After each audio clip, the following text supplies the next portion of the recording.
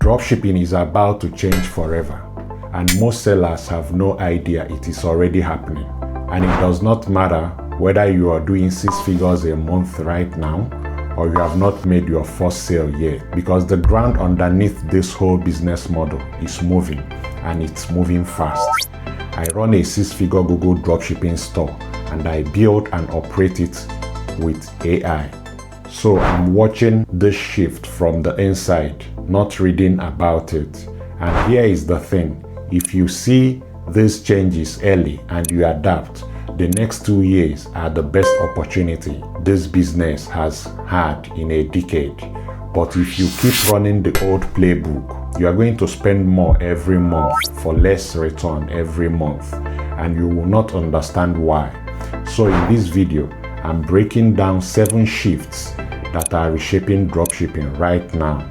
So for each one, I will show you what is changing, why it matters, and exactly what to do about it. So let's get into it. Number 1, the interruption tax. Let us start with the model most people are still running, which is finding quote-unquote winning product, making short videos about it, and buying attention on a social media like Facebook, Instagram, and TikTok. Here is what the model actually asks you to do. You are interrupting somebody who opened an app to be entertained, and you have to create the desire from scratch before you can sell anything at all. And that cost only moves one direction, up, because every advertiser is bidding for the same attention, and none of them are creating more of it. So you end up on a treadmill. You need fresh creatives constantly, and the moment you stop producing those creatives, the sales stops coming. That is not a business asset. It is a job that you have to show up for every single day. Here is my take on it. If your store stops earning the week you stop posting, you don't have a store. You own a content schedule with a checkout attached. Now, paying for attention is only half of the problem, because the product you pick decides how hard that job is before you spend anything at all. And most sellers pick in a way that makes it as hard as possible. Shift 2, the end of the trend chase. Now, most YouTube gurus will tell you that you find winning products by scrolling on social media. But they conveniently forgot to tell you that by the time a product is trending, you're already late. You are buying into the back half of somebody else's window, and you are competing with every other person who is testing the same trending product. And that window keeps getting shorter, and everybody sees the same data at the same time. But there is a whole other kind of demand that never shows up on those lists, and it is the demand from people who already know what they want and are typing it into a search bar. Somebody searching on Google has already made their decision, so you are not creating the desire. You are showing up as an option, and that demand does not spike and vanish, because it is there every month of the year. Here is my take. Chasing trends is a race where the price gets smaller the faster you run. A trend pays you loudly for a month, and the search pays you for years. So that is the demand side sorted.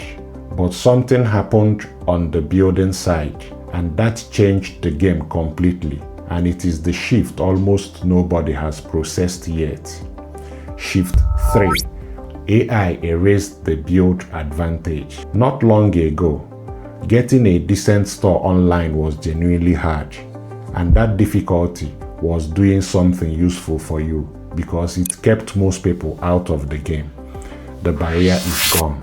AI can put together a clean store, write every product page, and generate the images, and it can do all of it in an afternoon for almost nothing.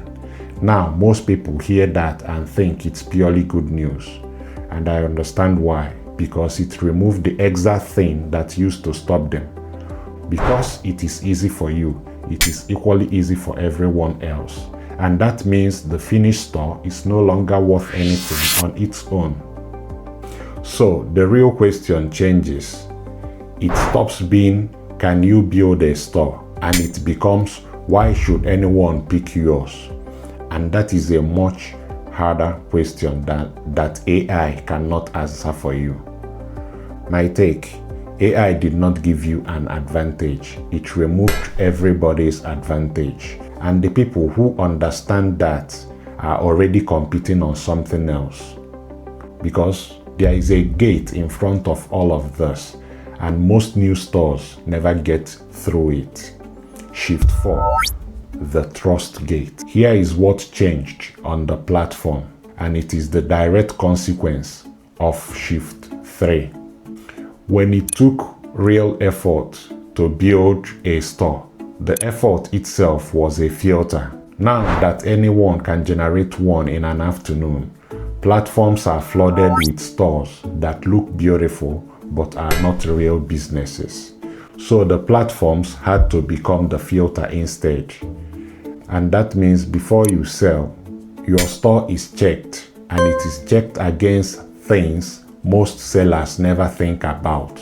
Real contact pages, policy pages, real contact details, policy pages that are genuinely yours, prices that make sense, product data that matches your pages exactly. None of that is difficult, and that is exactly why it gets skipped, because it is invisible and it feels like admin rather than progress. So people build a beautiful store, apply, get rejected, and have no idea what they did wrong. And this is genuinely the reason I built Past GMC, because I got tired of checking all of this by hand on my own stores. You give it your store URL and it checks the store against the same trust signals the platform checks, and then it hands you the list of what to fix before you ever apply. And that ordering matters more than it sounds, because if you find the problem first, you are fixing a store. If the platform finds them first, you are appealing a suspension. And those are two completely different weeks of your life. The link is in the description below and the scan is free.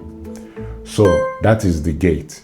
But once you are through it, there is a change in how buyers actually find products. And this one is going to catch a lot of you people out. Your data is the storefront now. For years, the advice was to make your store look impressive, because a buyer would land on it and judge you in a few seconds. That is still true, but it's happening later than it used to. Because more and more, the first thing a buyer sees is not your website at all. It is your product sitting in a comparison next to competitors with a picture and a title and a price. So the decision is being made before anyone reaches your beautiful theme. And it's being made on your product data, which are your title, your image, and your price. AI shopping tools are accelerating this hard because they read structured product information far more easily than they read your homepage design.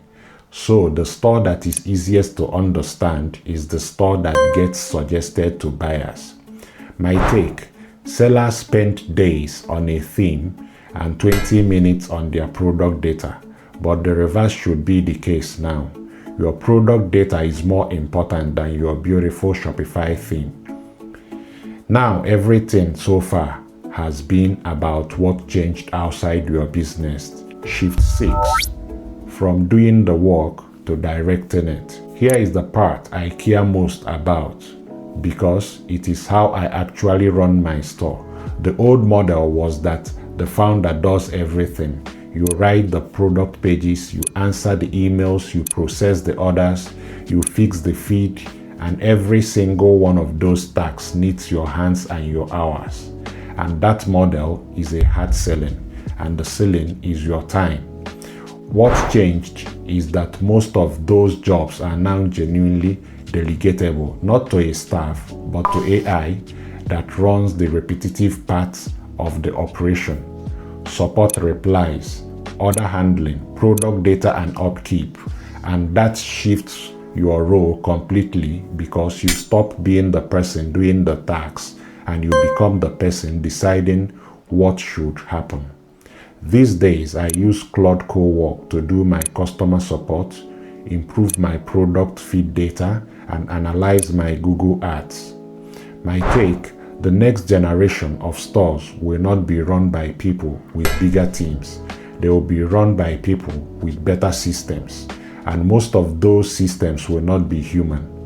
And when you put Shift 6 together with everything before it, you get the last shift, and it is the one I think will surprise you the most. Shift 7, the quiet store wins. There is an assumption underneath almost all e-commerce advice, which is that you need attention, a following, a brand people recognize, content going out constantly. But look at what the previous 6 shifts actually added up to. Demand that already exists, so you don't have to create it. Products people are already searching for. A store that AI built in an afternoon. A trust gate that most competitors fail.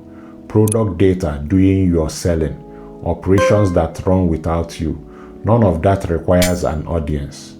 And none of it requires you to be on camera or to post anything at all. The most profitable stores over the next few years are going to be completely anonymous. Just steady demand met properly, running mostly on its own. And I want to be honest about why that matters to you specifically. Building an audience is a real strategy and it works, but it's a second full-time job, and most people who try to run both end up doing neither well. So those are the 7 shifts, and let me put them all together. 1. The interruption tax. Stop paying to create demand. 2. The end of the trend chase. Serve demand that already exists. 3. AI erased the build advantage.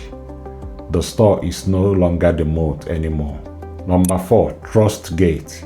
Getting approved is the new bottleneck, and Past GMC helps you to skip that hurdle. Number 5. Your data is the storefront. Product data sells before your site does. Number 6. From doing to directing. AI helps you to build systems to take yourself out of the business. Number 7. The quiet store wins. You do not need an audience.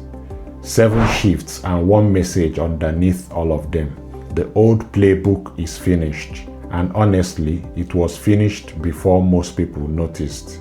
Attention keeps getting more expensive every day. Building a store is now worth nothing on its own, and the real difficulty has moved to being trusted and being findable. And that is genuinely good news, because boring work has almost no competition. Everybody wants to find the winning product, and almost nobody wants to fix their product data or get their trust signals right. So the people who will do the unglamorous parts are going to quietly take this. If your store is not approved yet, that is your first move, and I will start there before anything else, because none of the other 6 shifts matter if you cannot sell. So run your store through Past GMC before you apply, and the link is in the description below. Honestly, it is so much better to catch the stuff yourself than to have Google catch it for you. And if you're already stuck at that gate, watch this one next, because I go through the exact checks that get stores flagged and the order to fix them in that video. Everyone else is still chasing the next winning product. Go and build the boring thing they are all ignoring. As always, let AI do the heavy lifting while you do the living. See you in the next one.